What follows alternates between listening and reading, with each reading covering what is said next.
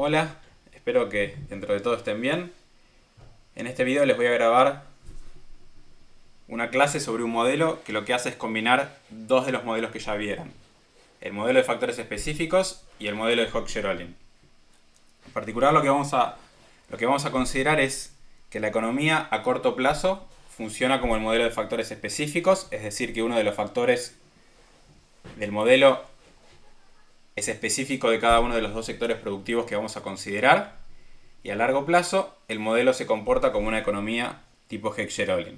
O sea que ambos factores son perfectamente móviles entre sectores. ¿Sí? Entonces, de vuelta, a corto plazo factores específicos, a largo plazo Hochschild-Ohlin. La bibliografía para este paper es La bibliografía para este tema es el paper original de Peter Neri. Ahí tienen la referencia y lo pueden bajar de la bibliografía del curso. En particular, miren las secciones 1, 2 y 3 y por supuesto son más que bienvenidos a leer el paper completo. Bien, entonces, como saben, el modelo Hochschild-Ohlin supone que tanto el capital como el trabajo son perfectamente móviles entre sectores. Y por eso lo vamos a considerar como un modelo de largo plazo. El hecho de que tanto el capital como el trabajo sean perfectamente móviles entre sectores implica que todos los sectores, dos en el caso del libro de texto, pagan los mismos salarios y la misma retribución al capital. Ahora, lo que vamos a hacer es suponer que a corto plazo el capital es específico de cada sector productivo. O sea que estamos a corto plazo en el mundo del modelo de factores específicos. En lugar de tener dos factores, a corto plazo tenemos tres. El trabajo, que sigue siendo perfectamente móvil, y el capital en un sector y el capital en otro sector, que son dos factores distintos. A corto plazo, un shock lo que va a hacer es modificar la asignación del trabajo entre sectores, porque el trabajo de vuelta es perfectamente móvil. Y como el capital no puede moverse entre sectores, la variable que va a ajustar en el mercado de capital a corto plazo es la rentabilidad. En particular, la rentabilidad sectorial del capital. O sea que esta rentabilidad va a poder variar entre sectores. Digo, en otras palabras, el stock de capital que tiene cada sector es una variable exógena. Y la rentabilidad del capital es una variable endógena. En el modelo de Hochschild-Ohlin eso es exactamente al revés. La remuneración al capital viene dada en ambos sectores, porque además es igual, y en cambio el capital que utiliza cada sector es una variable endógena. A largo plazo lo que va a ocurrir es que el shock va a modificar tanto la asignación del trabajo como la del capital entre los dos sectores que vamos a considerar. Y a largo plazo la retribución al capital va a tener que ser igual entre sectores. Entonces, a largo plazo cambia la forma de funcionamiento del modelo, cambia cuál es la variable de ajuste.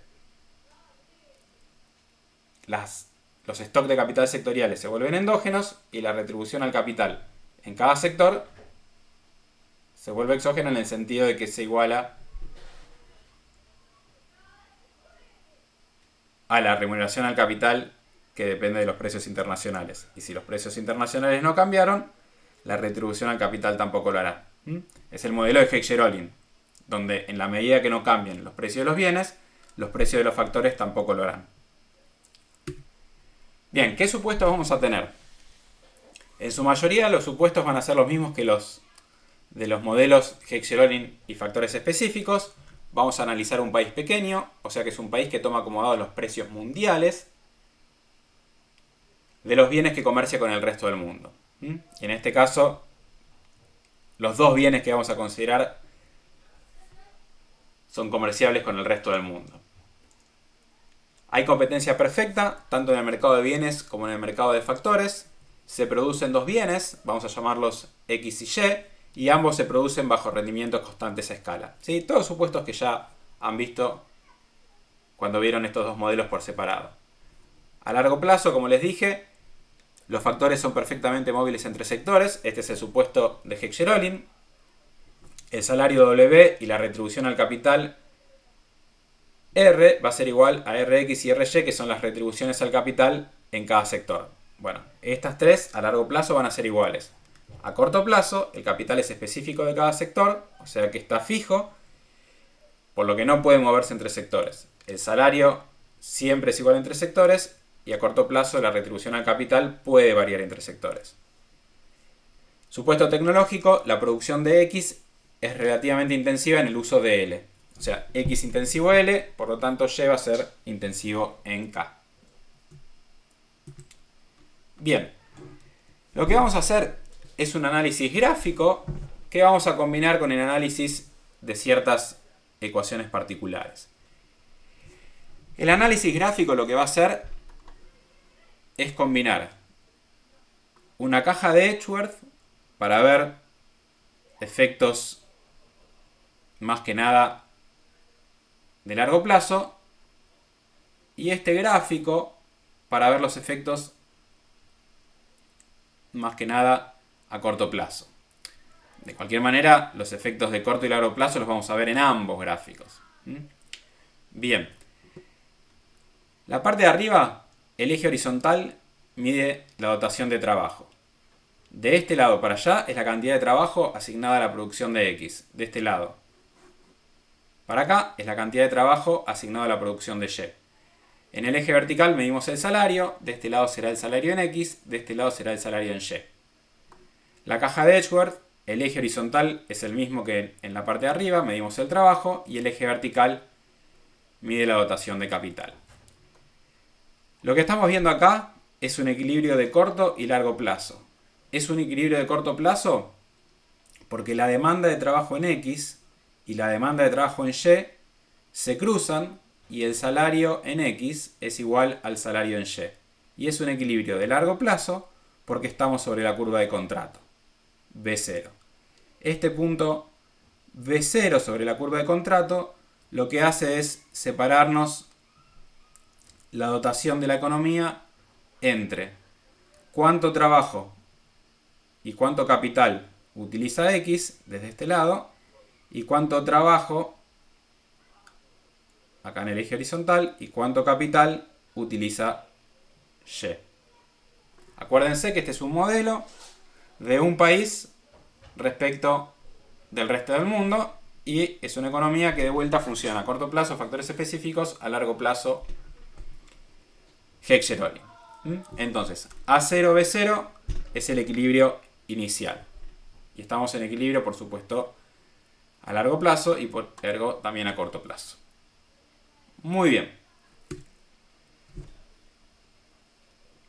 En el análisis gráfico, ¿de qué depende la ubicación de las curvas? O sea, ¿cuáles son las variables exógenas? Digo, si uno cambia una variable endógena, el movimiento es sobre la curva. Si cambian variables exógenas, el movimiento es de la curva. La ubicación de las curvas va a depender de los precios de los bienes, que dijimos que por tratarse de una economía pequeña y abierta al comercio internacional están dados. Y además la ubicación de las curvas va a depender del stock de capital en cada sector productivo. Si se incrementa el stock de capital en X, la demanda de trabajo en X se va a desplazar a la derecha. Y ahora lo que vamos a hacer con este aparato gráfico es analizar dos tipos de shocks, los mismos que ya han venido estudiando. Por un lado, vamos a preguntarle a este modelo qué ocurre cuando cambian los términos del intercambio, o sea, cuando cambia la relación de precios internacionales. Y por otro lado, vamos a ver ejercicios donde lo que hacemos es modificar las dotaciones factoriales de trabajo o de capital. En el caso del capital, inicialmente vamos a tener que aclarar cuál es el sector cuya dotación de capital se ve modificada. Porque a corto plazo el capital debe estar asociado a un sector productivo porque es no móvil entre sectores. Entonces, vamos a empezar moviendo el precio del bien X. ¿Qué ocurre con la demanda de trabajo en X cuando se incrementa el precio de X? La demanda se desplaza hacia arriba y a la derecha. Entonces, a corto plazo pasamos del punto A0 al punto A1. El salario se incrementa la cantidad de trabajo asignada al sector X y por lo tanto se reduce la cantidad de trabajo asignada al sector Y. Acuérdense, igual que en Heck-Sherolin, hay pleno empleo de los factores. En el esquema de la caja de Edgeworth, ¿qué es lo que ocurre? Del punto B0 nos movemos al punto B1 porque la cantidad de capital en cada sector no se modifica. Entonces estamos por fuera de la curva de contrato y otra vez hay más trabajo en X, menos trabajo en Y, pero la cantidad de capital en X y en Y no se modificó. Entonces, esto es un equilibrio de corto plazo, pero no es un equilibrio de largo plazo. Muy bien. En términos de producción, como X tiene la misma cantidad de capital, pero ahora tiene más trabajo, la producción de X se incrementó. Lo contrario ocurrió con la producción de Y. Se redujo. Bien. Ahora, tenemos que determinar cómo se va a ajustar la economía en el largo plazo. Y para eso, lo que tenemos que determinar es cuál es la señal de precios que está recibiendo el capital, que es el factor que estamos suponiendo específico y que a largo plazo se va a poder mover. Entonces lo que vamos a hacer es, a partir de las condiciones de primer orden que resuelven los productores, determinar qué ocurre con las rentabilidades relativas del capital. Relativas en el sentido de cuánto es la rentabilidad del capital en X respecto de cuánto es la rentabilidad del capital en Y, y en base a eso vamos a determinar hacia dónde se mueve el capital. Acuérdense que estamos estudiando un aumento en el precio internacional de X. Entonces, la condición de primer orden en el sector X nos dice que el valor del producto marginal del trabajo, acuérdense, esta es la curva de demanda del trabajo, es igual al precio multiplicado por la productividad marginal del trabajo. Precio por productividad marginal, valor del producto marginal. Bien. Si ustedes derivan esto respecto del precio de X, que es la variable que estamos modificando, eso lo que me da es la productividad marginal del trabajo. Estamos haciendo los supuestos estándar, entonces la productividad marginal del trabajo es decreciente, esto es lo que me da esta derivada segunda de esto respecto de L, y básicamente lo que estoy diciendo es que el producto marginal es decreciente en el trabajo. Con la misma cantidad de capital, cuanto más trabajo agrego, la productividad marginal cae. ¿Esto qué quiere decir? Que cuando miro en el gráfico cómo se desplaza la curva, el desplazamiento va a ser más grande para valores más chicos de Lx. Y eso es lo que ven acá. El desplazamiento de la curva es más grande, fíjense esta distancia respecto de esta, para valores más chicos de la demanda de trabajo en X, o de la cantidad de trabajo ocupada en X. Bien, acuérdense eso porque lo vamos a usar en lo que sigue. Bien, en el gráfico es fácil ver que el aumento en el precio de X es mayor que el aumento del salario y por lo tanto este cociente cae. Esto lo ven acá. El aumento del salario es la distancia vertical entre el punto A0 y el punto A1 y el aumento del precio de X viene dado por la distancia de las curvas, digamos, ¿sí? Más grande. Acá. Bien. Bien. Analíticamente lo que podemos usar, como les decía antes, son las condiciones de primer orden. Repetimos la condición de primer orden, el valor del producto marginal se iguala al salario, el precio de X está aumentando, la productividad marginal del trabajo está cayendo, porque ahora hay más trabajo ocupado en X. Entonces, si este está aumentando y este está cayendo, o sea, si el precio aumenta y el producto marginal del trabajo está cayendo, sabemos que el aumento de W tiene que ser mayor, sabemos que el aumento de W tiene que ser menor que el aumento del precio de X. Porque es este multiplicado por algo que está cayendo. Muy bien. Entonces, de vuelta, el precio de X aumenta más que el salario. Y otra vez, recuerden, con el capital constante, el trabajo tiene rendimientos marginales decrecientes. Bien. Cuando miran el salario respecto de PY, saben que este cociente aumenta simplemente porque el precio de Y lo estamos suponiendo constante y el salario aumentó. Bien, otra forma de verlo con esta ecuación, saben que la cantidad de trabajo en Y está cayendo porque aumenta en X y por lo tanto el producto marginal del trabajo en Y está aumentando. Recuerden también porque el capital en Y está fijo. Entonces, el efecto sobre el ingreso real del trabajo, o sea, si uno tuviera individuos que solamente tienen trabajo como fuente de ingreso, el ingreso real de esos individuos va a depender del patrón de consumo que tengan, porque aumenta respecto de Y y cae respecto de X. Bien, en el caso del ingreso del capital, lo que queremos mirar es cómo cambia el ingreso de capital en X respecto del precio de los dos bienes y en Y también respecto del precio de los dos bienes. Acá tenemos dos retribuciones al capital. No hay una sola como en el caso del salario, que hay uno solo porque el trabajo es perfectamente móvil. Para explicar los resultados que menciono acá arriba, o sea que la retribución de el capital en X aumenta respecto de los dos precios y la retribución del capital en Y cae respecto de los dos precios. Para explicar estos resultados, hacen lo mismo que antes. Analizan qué ocurre con las condiciones de primer orden respecto del capital. ¿Y qué está pasando? La productividad marginal del capital en X aumenta porque ahora cada unidad de capital está acompañada de más unidades de trabajo. Entonces, cada unidad de capital que vos tenés en X es más productiva porque tiene más trabajo al lado, vamos a decir. Y la productividad marginal del capital en Y cae porque ahora cada unidad de capital que tenemos en Y está acompañada de menos unidades de trabajo. Por lo tanto, este cociente va a aumentar. Y esto es clave. ¿Por qué? Porque esta es la señal de precios que se genera a corto plazo y es la señal de precios que va a determinar cómo se realiza el ajuste de mediano y largo plazo.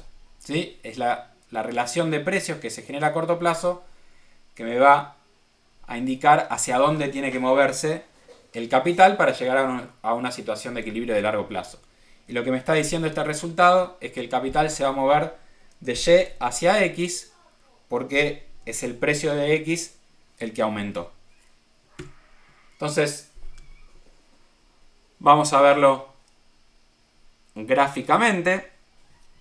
De vuelta, el resultado clave para la asignación de recursos es el aumento de la retribución al capital en X respecto a la retribución al capital en Y. Entonces, ¿qué es lo que empieza a ocurrir? El capital empieza a migrar desde Y hacia X hasta que llegamos a una situación de largo plazo en el punto B2. Fíjense que en el punto B2 la cantidad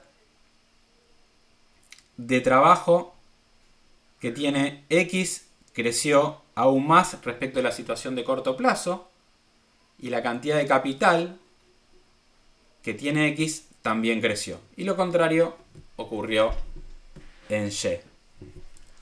Ahora fíjense qué es lo que ocurre acá arriba, en este punto de equilibrio consistente con el equilibrio de largo plazo. La demanda de trabajo en Y se corrió hacia la izquierda.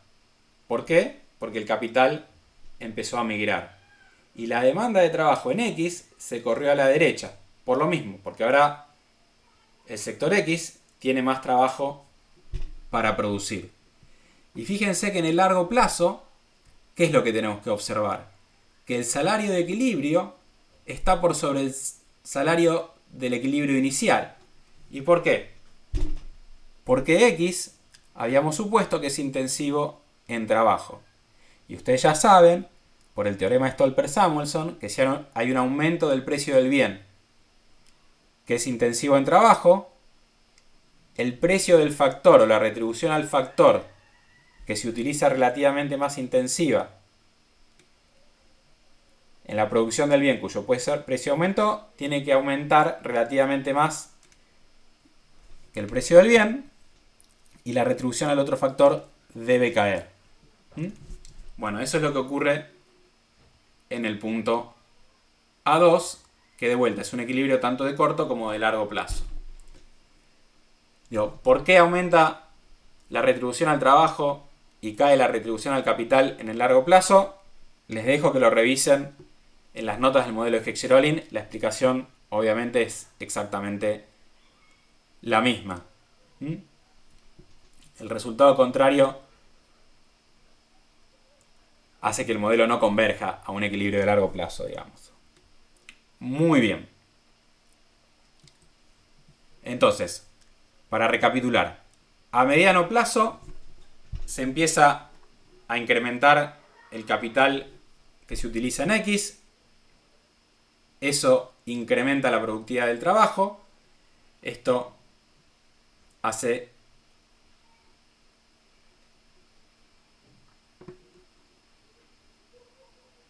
que el salario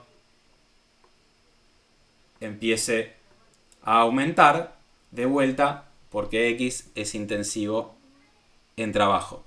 A su vez va a disminuir la cantidad de capital que tienen asignado a Y, y en Y por supuesto va a caer la productividad marginal del trabajo. Pero para determinar qué le ocurre al salario de toda la economía, lo importante es recordar que X es intensivo en trabajo. Entonces, el movimiento de capital desde Y hacia X, ¿qué va a hacer? La producción de Y intenta reducir su utilización de trabajo porque se está contrayendo. Ahora, la producción de X va a intentar incrementar su utilización de trabajo. Porque, si hay menos trabajo en Y, ese trabajo se tiene que ir a X. Y como les decía antes, como X es intensivo en trabajo, la cantidad o la relación capital-trabajo que expulsa Y es más grande que la relación capital-trabajo que necesita X. Y por lo tanto el salario va a incrementarse aún más de lo que lo había hecho inicialmente. Y esto es lo que les mencionaba recién. Son las diferencias en las intensidades de uso factorial las que hacen que el salario se incremente. Y esto es de vuelta lo que ya vieron cuando estudiaron el modelo de Heck-Sherolin. ¿Qué ocurre con las diferencias en las retribuciones del capital? Rx y Ry. Sabemos que a largo plazo se van a tener que igualar. Dijimos, el sector X es intensivo a trabajo y por lo tanto la participación del trabajo en el valor de la producción es mayor en X que en Y. ¿Sí? De vuelta, es intensivo en trabajo. Entonces, dado el desequilibrio inicial, que aumentaba la retribución en X más de lo que aumentaba en Y, para volver a una situación de equilibrio con un salario más alto, es necesario que la reducción de X supere a la reducción de Y. Cuando pasamos de la situación de corto plazo a la de largo plazo, recuérdense que a corto plazo Rx aumenta más que Ry, para que vuelvan a un equilibrio es necesario que, donde son iguales, un equilibrio donde son iguales, es necesario que Rx caiga más que Ry. Muy bien. Entonces, los efectos de largo plazo, les dije debe cumplirse el teorema de Stolper-Samuelson. Recuerdan que el teorema de Stolper-Samuelson, como les dije recién también, vincula cambios en precio de los bienes con cambios en precio de los factores. Y en nuestro caso acabamos de describir una situación en la que se cumple que el incremento del salario supera el incremento del precio del bien X en este caso, que a su vez supera el incremento en el precio del bien Y, que fue 0, y a su vez supera al incremento en la retribución al capital, que fue negativa. Y en esta diapositiva, capucha o sombrero, lo que me indica es el cambio proporcional. Muy bien.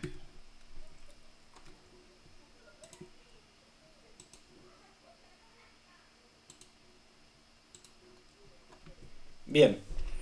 Ahora lo que vamos a hacer es suponer que X es intensivo en capital en lugar de ser intensivo en trabajo. Y vamos a estudiar el mismo shock. Como ven, a corto plazo, cuando la economía se mueve de A0 a 1, el resultado cualitativo es exactamente el mismo. Aumenta la cantidad de trabajo en X, cae la cantidad de trabajo en Y se incrementa el salario. Y por supuesto estamos fuera de la curva de contrato.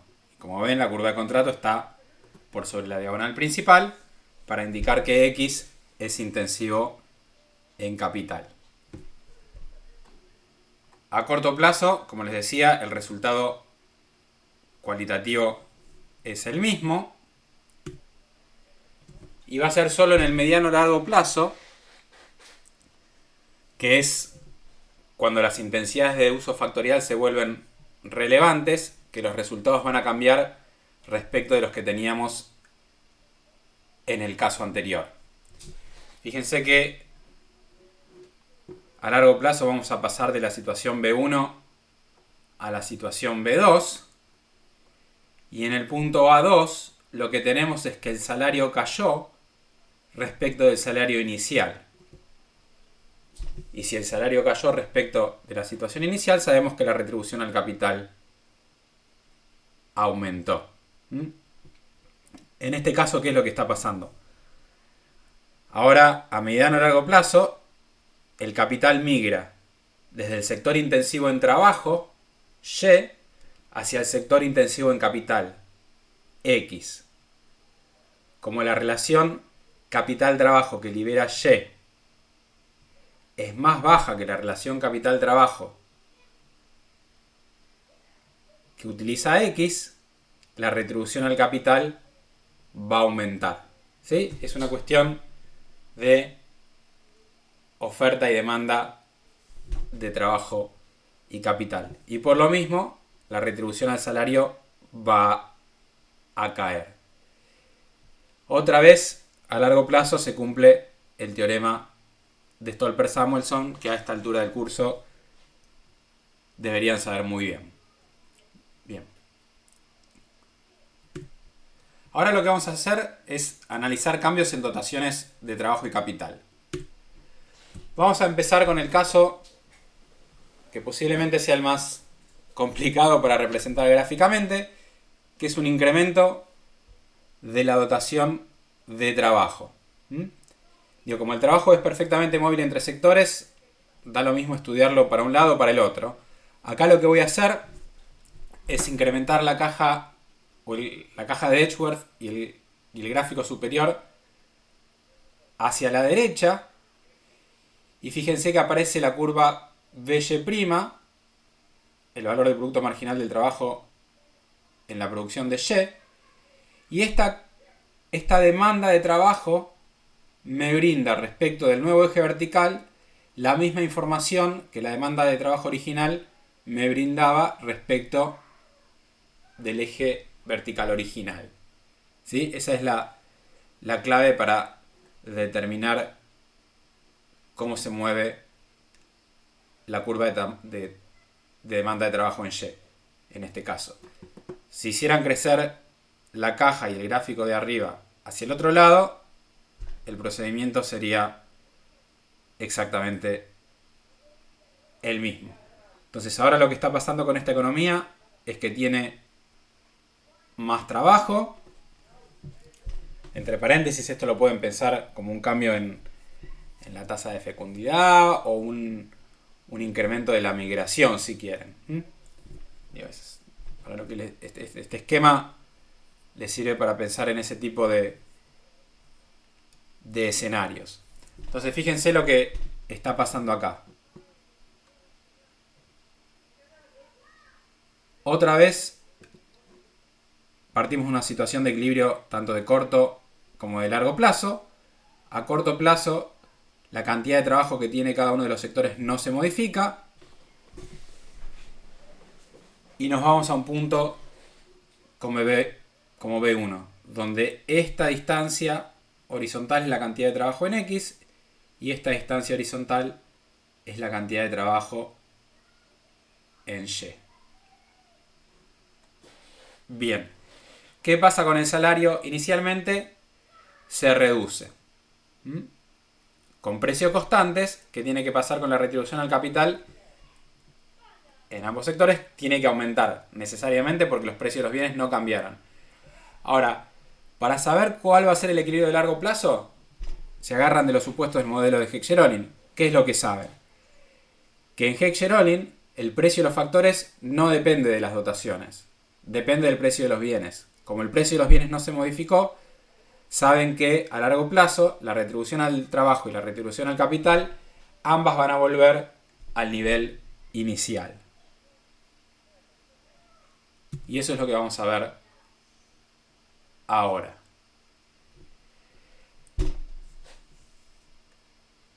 El salario cayó, saben que la retribución al capital aumentó en ambos sectores. ¿En qué sector se incrementó más?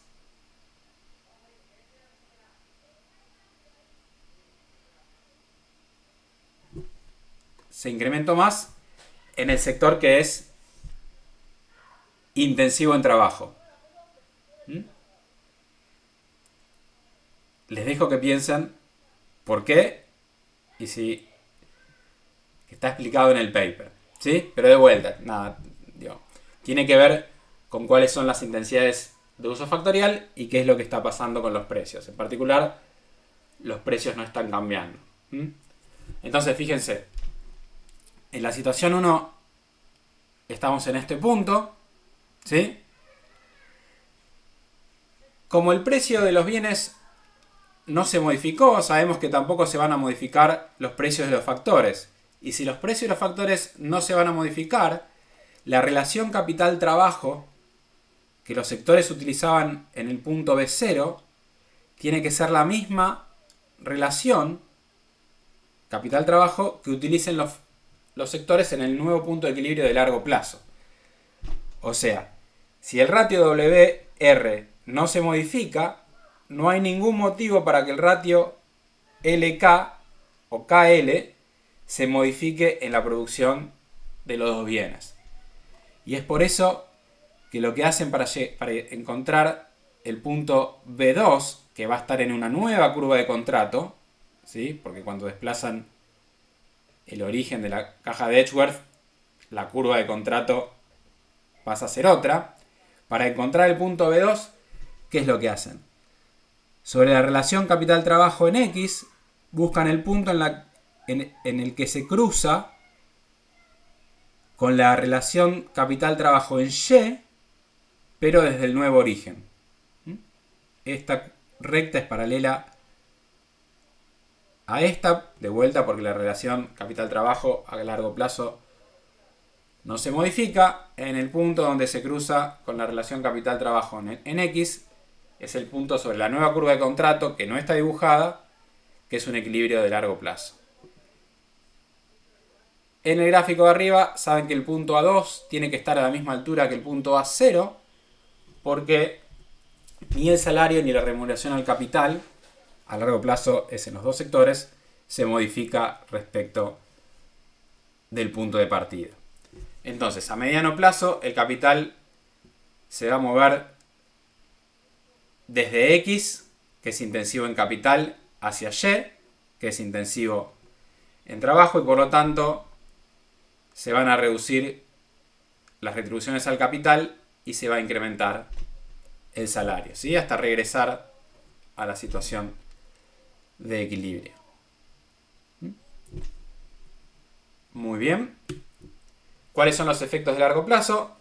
Como los precios están constantes, como les decía antes, no hay motivo para modificar la relación capital-trabajo en la producción. Y por el teorema de Rifsisky, saben que en el equilibrio de largo plazo, en el punto B2, se produce más del bien que es relativamente intensivo en trabajo, X en nuestro caso, y menos del otro bien que es Y en nuestro caso. Y eso lo ven claramente acá. Y es intensivo en trabajo, ¿sí? Porque fíjense que X es intensivo en capital.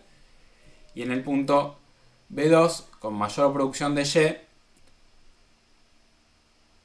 vemos que crece relativamente más la producción del bien, que es relativamente intensivo en el uso de trabajo del factor, cuya dotación se incrementó. Bien. Lo que voy a hacer es dejarle como ejercicios, que los pueden hacer con la ayuda del paper de Neri, que miren los efectos de un cambio en la dotación de capital, analizando los efectos de corto y largo plazo, y otra vez me tienen que decir cuál es el teorema que es útil para predecir los resultados de este ejercicio. Y otra cosa es, repitan estos ejercicios, pero modificando las intensidades de uso factorial de los dos sectores productivos, ¿sí? Si yo les mostré el ejercicio con el sector X intensivo en trabajo, háganlo suponiendo que el sector X es intensivo en capital, y así para todas las combinaciones posibles. Cualquier problema que tengan, no dudan en mandarme un correo y lo vemos cuando tengamos otra clase de consulta si hace falta o agregamos otra. Por supuesto, lo primero va a ser responderles el correo. Bueno, suerte con esto.